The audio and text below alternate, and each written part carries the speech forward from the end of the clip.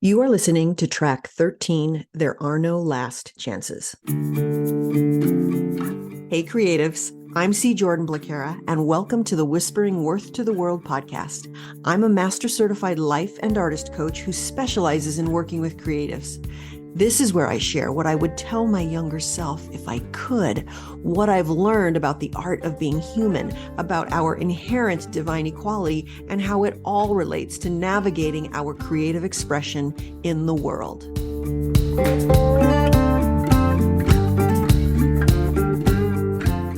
Hey, creatives. Today, I'm going to be talking about the idea of some opportunity, some chance, some path you're walking being your last chance. But before I get there, I am going to make a public service announcement because I have just had the most exquisite day in Yosemite National Park, and I want you to be able to have it too. Now, I have climbed Half Dome in Yosemite. That's an amazing day. Go do that. That's super fun. But here is a much more low-key day that you do not have to train months and months for.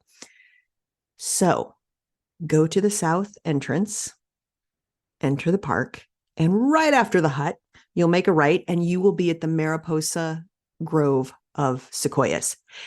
Make sure that you get yourself to Faithful Couple, the two trees that have grown together that are called Faithful Couple. And I would do the Monarch Trail, go up to, I think it's the Grizzly, something Grizzly. It's as tall as the Statue of Liberty. And then as you continue on the trail, going up from the right side of the loop, there will be a point where you can split off and go to Faithful Couple. I'm not doing this very well. I didn't prepare very well for this, but there's a path. You can go up to Faithful Couple. Don't take the paved road up to Faithful Couple. Take the path up to Faithful Couple. And when you are finished being in the cathedral of Mariposa Grove and standing at the base of those tall trees and walking and winding your way through that forest and seeing all the stages of life, from 200 plus year old trees to 200 plus high trees to downed trees to trees that are still standing but are bleached white because the tree cannot transport the nutrients up to the top of the tree, to little sprigs of new trees, and to trees that bear the scars of fires that have come through. And then mankind coexisting with all of that nature, right? Two different species, us and the trees, making the paths, paving the roads, cutting the trails, all of that. It's all right there. And it is fantastic to stand at the base of those trees and to look up and to feel the smallness and to feel the connection and to feel the grandeur and the majesty of those trees. And that would be enough. That would be enough. And I will say that beyond Faithful Couple, if you go further, apparently, by the map that I've got, it looks like there are so many more sequoias. So that's on my bucket list now, to go back to Yosemite and do that hike and go further, about twice as far as I went. And I think it's only maybe 2 miles. 2 miles you can get to Faithful Couple and make your way back. So that's pretty cool. I was there for 4 hours doing that hike. That was amazing. But if you have the time, yeah, go the distance to that further grove, more like a grove instead of just a sequoia dotted here or there, just a giant sequoia dotted here or there. Make your way to that grove and go the distance. And after you are in that beautiful place, then make your way to Glacier Point. Now, Glacier Point only open 5 months out of the year. Make sure it is in winter. And then go to Glacier Point, windy road. Now, I thought Glacier Point was going to be like one of those Vista points where it says it's a blue and white sign, Vista Point, 1/4 mile.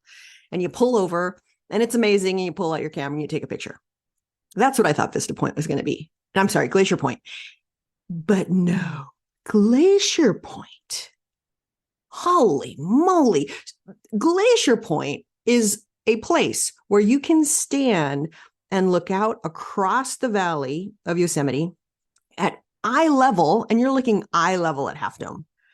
That's amazing. Because if you do the standard thing, go into the valley floor of Yosemite, you're going to look up and you'll be amazed at Half Dome looming on, above you.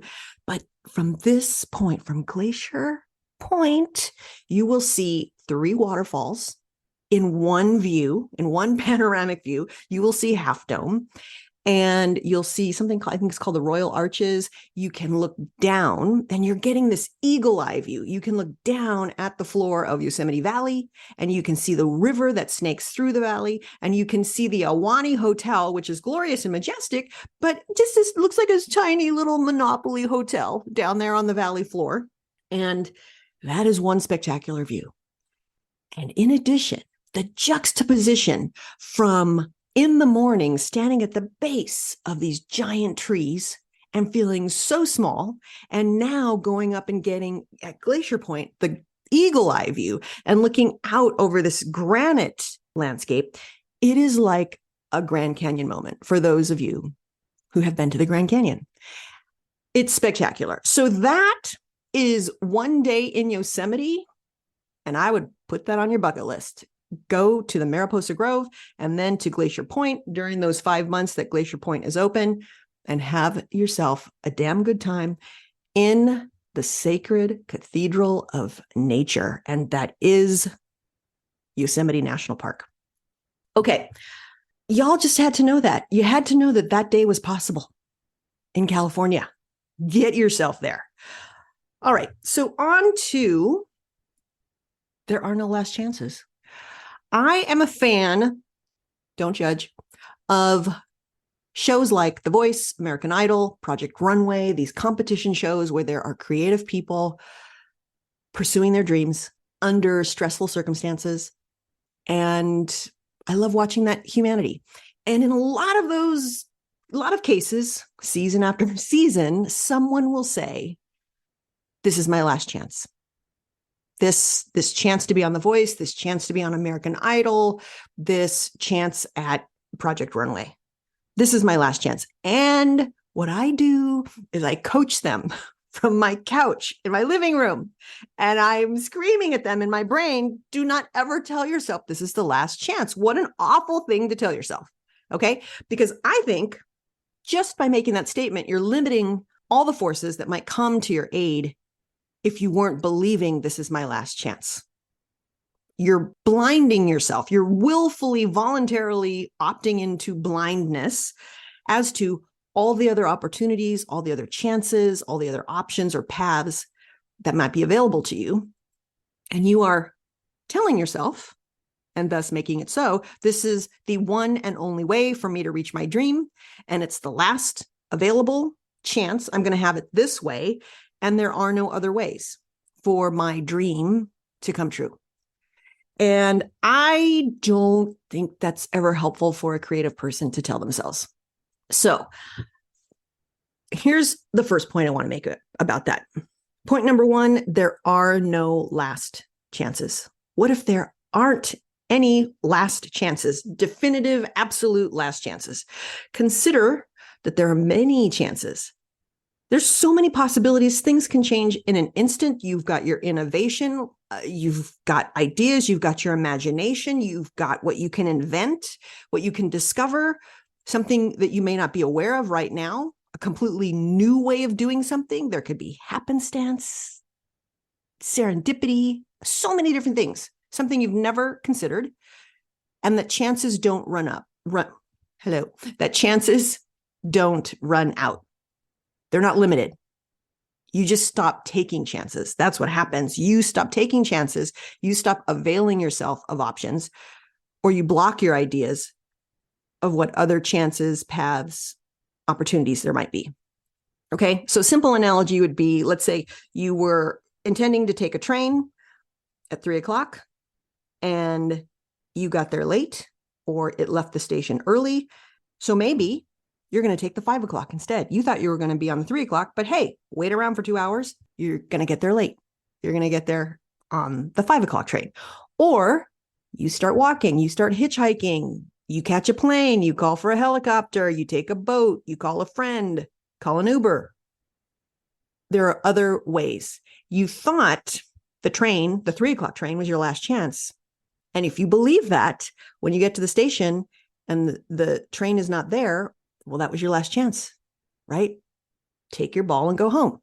You just pack it in and you don't look around for the other opportunities. So that's a simple analogy.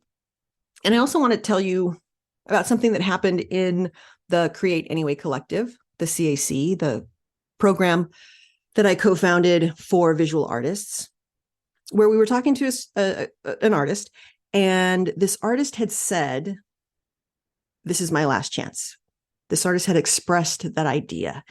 And so what I often do is say, tell me the circumstance. What are the facts of the situation? So we got down to this artist had a lease on a studio and the money that they had in their bank accounts. And they were feeling like money was running out. They weren't going to be able to do this indefinitely, have this lease indefinitely. And so, quote unquote, this is my last chance. That's what they were believing. So I asked, how do you feel when you think that thought? And the artist said, panicked and anxious. And then from panic and anxiety, what this artist would do is they would pile everything on. They would try and do everything at once. They would try and make sure they weren't missing any bases. They would do things fast. They would do them in a hurry and under a sense of overwhelm. And the artist said, oh my God, I've never seen this before. Because that thought, this is my last chance, feels so factual and feels like you are stating an absolute truth of the universe, that this is my last chance. This chance that I'm taking right now must work or it all crumbles if this one doesn't work. So this artist was creating panic and dread and like drenching everything that they did, all of their action, as well as probably a little bit of paralysis. And that wasn't helpful.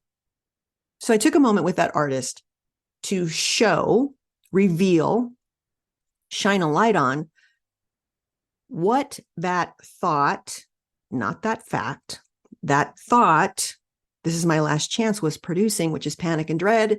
And I just offer to all the artists of the world that panic and dread is not the best creativity fuel. You're not going to do your best work. In most cases, that is constricting your creativity channel.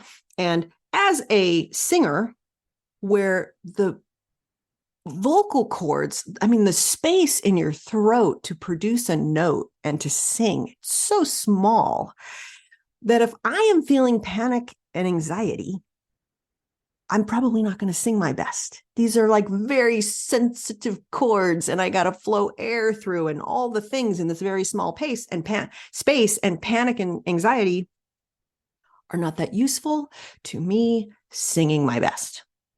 And I offer that to every type of creator. If you're a ballerina, if you're dancing ballet, panic and anxiety maybe not the best for you being on point, or for you running and jumping and being caught by your partner who's going to like lift you in the air. And you don't want your partner to be filled with panic and anxiety, right? The one that's lifting you up.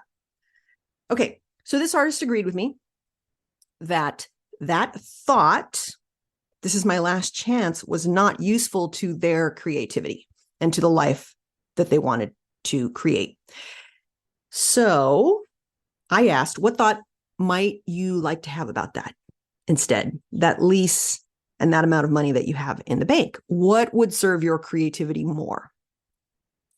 And the idea that the artist came up with was, I'm sufficient. And they called it like this is a reminder that we give artists in the CAC.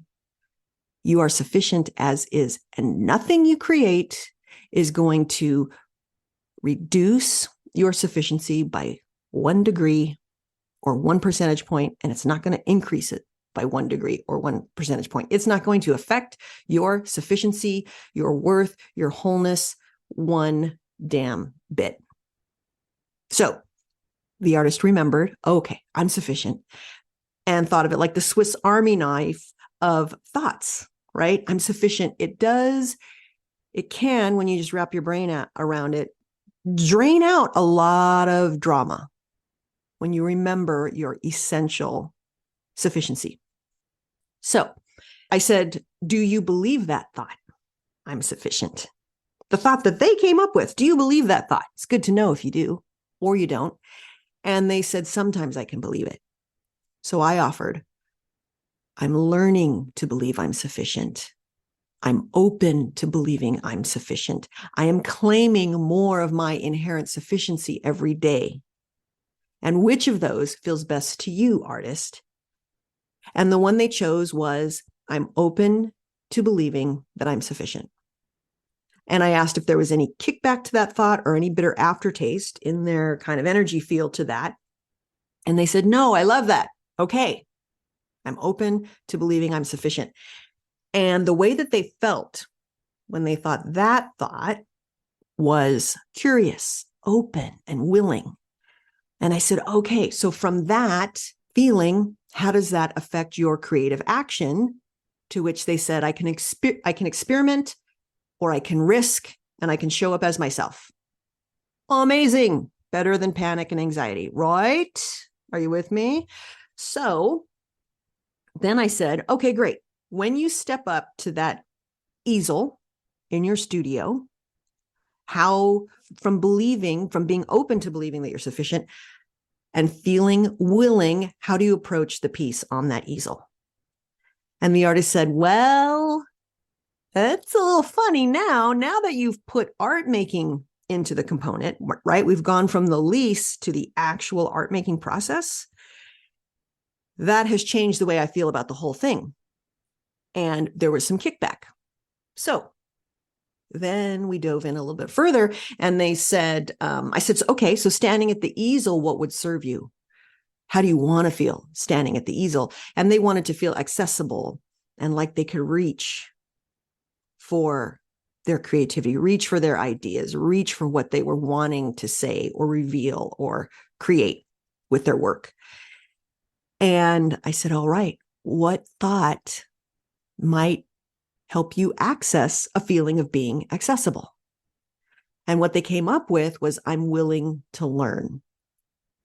And I'm willing to learn, put them in to a feeling of guess and correct. And that's another concept we teach in the CAC, which is, look, we're not like moving the planets around here. We're not like doing anything earth shattering.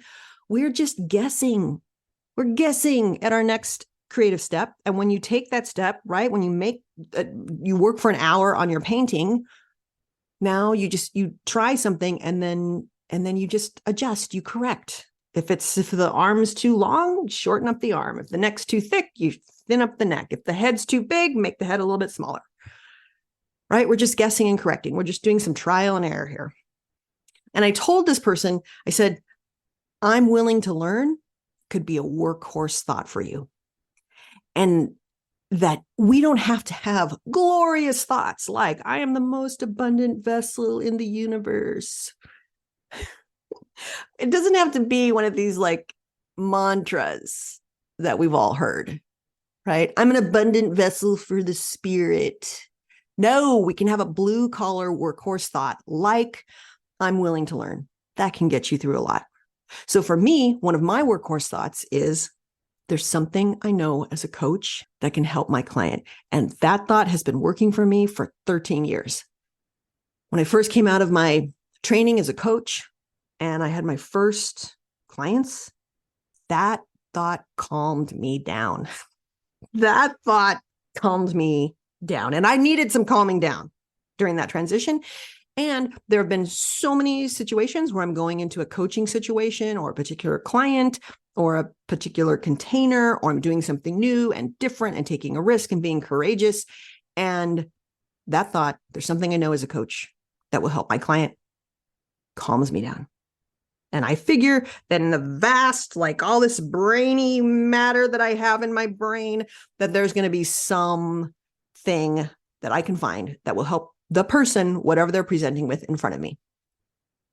So what the artist said, which is kind of cool, is that the thought I'm willing to learn absorbs or wicks up any kickback and any bitter aftertaste, right? So it wicks up and absorbs the neighboring thoughts to, this is my last chance, like, So it can wick up neighboring thoughts like, I'm not ready. You step up to your easel and you think, I'm not ready.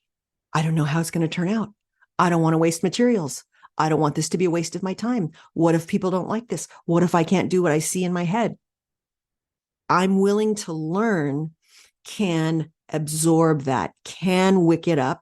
Not for everyone. You'll feel if it wicks it up and it absorbs it for you, but it can for some people. And for this artist that I was working with, it can dismantle those thoughts. It can dissipate them and it can reduce their power and allow you to pick up the paintbrush, dip it in paint, and make a brush stroke. And what this artist said was, I'm willing to learn while envisioning standing at the easel, made them feel accessible and open to experience whatever comes through them and apply and guess and correct. And it was way more beneficial than panic and anxiety. So I said, look, you're not beholden to the original thought, this is my last chance, and that this is a creative act to shift your mind to, I'm willing to learn probably 100 times in your lifetime or hundreds of time. But that is the creative act. That is a creative act. Artists, creatives, just as creative as when you pick up your instrument, when you get on stage to dance, when you start saying the words in the scene that you're performing, when you pick up your art making materials. Just as creative as what you put on the canvas or what you play with your instrument is what you do with your mind. And are you willing to shift from, this is my last chance, or I can't do it, to, I'm willing to learn? That is you creating something from nothing. That is you creating a new path for you to go down. Okay, so this is also what is possible in the absence of you telling yourself, this is my last chance. If you don't tell yourself, this is my last chance, or this is the last chance, in the absence of the panic and the anxiety that that thought produces, because you're telling yourself that thought, a whole other experience is available. It's not even like you have to build something momentous in its place. You can just dismantle, this is my last chance. You can just not introduce that. You can just turn your attention away from that. And one of the ways is to introduce something into that absence, which is a thought like, I am willing to learn, a thought that you can believe without any kickback. Okay, so, well, I've been talking about the main deal. There are no last chances. Number one is the idea there are no last chances. And number two, consider the effect on the chance that you're taking when you are telling yourself it is my last chance. You are probably freaking yourself out, right? You're hindering the chance that you're taking. You are affecting the chance. You are affecting the opportunity. You're affecting the way that you're going to show up. You might play it safe, get timid, not want to blow it. Fear, panic, dread, anxiety. It all impacts your performance. And if you can just imagine like a singer working on those notes through two vocal cords in a throat, very small area, what fear, panic, dread, and anxiety will do to the shot you're taking at the song you're singing or you're performing. Okay, the third point about this is my last chance is discover what you're making it mean. Discover your own meaning making. Tell yourself the meaning that you're making about how this chance turns out. So if you have a fail, quote unquote fail, what are you going to make that mean? If it doesn't turn out the way you hope or expect, what are you going to make that mean? I'm not meant for this dream. I must not have what it takes. I don't have it. I'm not willing to keep going if it doesn't work out this time. What are you going to make it mean? I should give it up. I don't have any more time for this. I don't have any more resources for this. All thoughts, not all factual, because we can go accrue more resources and things can change in an instant. Okay, so what's your meaning for this? Nobody wants what I have to create. Are you going to make that meaning if there's a fail? Oh, if these 4 judges on The Voice don't select me for this round of The Voice, that means it's the end. That means there's no chance for me. That means I'm not meant for the music industry. So discover your own meaning making, because you are making the meaning out of the circumstance of however this chance turns out. Right? So if you don't get on The Voice, what are you going to make that mean? Or if you don't win Project Runway, what are you going to make that mean? Okay. And the last thing, number 4, about the idea of this is my last chance, is to discover what's more true or just as true, if not truer, than quote unquote the belief this is my last chance, which might be I'm not willing to take another chance. I'm tired of taking chances. I don't like the uncertainty of chances. I can't take what I tell myself when the chances I take don't turn out the way I want them to, because I might tell myself I'm a loser. They don't want me. I'm nothing. And I don't like how I talk to myself when the chances I take don't work out. That might be just as true, if not truer, than this is my last chance. Another thing that might be more true is I will do almost anything not to feel shame, disappointment, embarrassed, humiliated, despair, worthlessness. And if you are going to make meaning like I'm not enough, going back to the third point, maybe if this chance doesn't turn out and you're going to make it mean I'm not enough, my talent isn't enough, and if my talent is enough, I am not enough, and you feel deep shame and humiliation or worthlessness, and you're not comfortable with that feeling, then you might stop taking chances, because you're not up for that. You're not up for feeling shame and disappointment and embarrassment, right? So that might be more true than that it is an absolute truth that a certain path or a certain opportunity is your last chance. It might be more true to say, if this chance doesn't happen, I'm going to tell myself I'm nothing and I'm a loser and I am a failure and I'm fundamentally flawed and broken. And then I am going to feel deep shame and worthlessness and despair. And I don't want to feel that anymore. So if this chance doesn't work out, I'm going to stop taking chances, because I want the despair and the worthlessness and all of that to stop. And I don't want to experience that anymore. And the way that I know to do that is to stop taking chances. And none of this would be quite conscious, but it could be going on. And the cool thing is, as a coach, I know that there are other opportunities. We can change the meaning that we're making. We can change our perspective. Also, we can increase our ability to feel what are wildly uncomfortable emotions like humiliation, despair, and worthlessness. And there are many other ways of dealing with something than stopping, quitting, giving up on our dream because we thought it was our last chance. And the thing is, when we tell ourselves that it is our last chance, it's easier to make it about it or this, because then this, whatever this chance was, has the power. We don't have to do anything different. It's easier to tell ourselves, I don't have what it takes. I wasn't born with it. I didn't have the family that could foster perseverance in me. I didn't have a family that could support the development of it. I didn't have the economic resources to develop what it takes like other people do. Ask me how I know. So It's easier to tell ourselves, I don't have what it takes, which is what I did with music when I quit on my music dream. And that is different than saying that was the last chance I was willing to take. I'm not willing to take any more chances. So I would also offer that it's just your thinking and your perspective that doesn't have what it takes. When you have the belief that you don't have what it takes, that thought doesn't have what it takes to move you closer to your dream.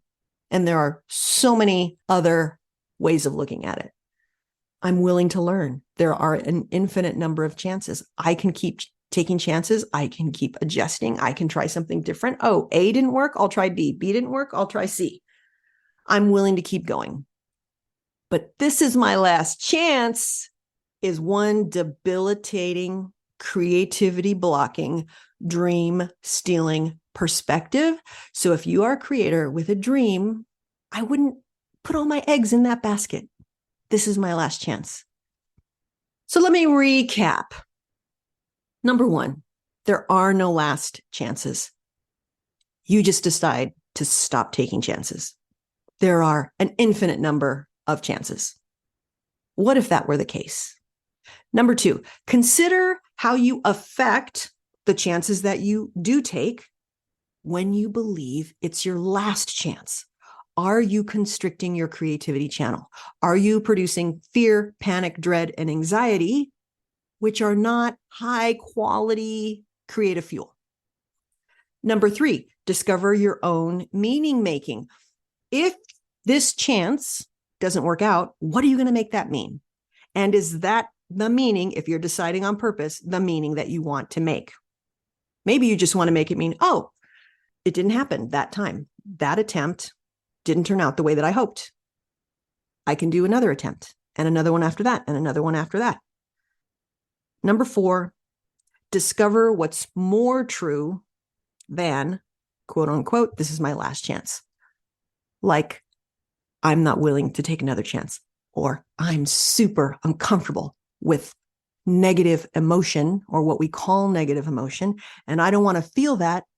So I'm going to stop putting myself in circumstances where I might say some stuff to myself that's going to cause me to feel negative emotion, like shame or embarrassment.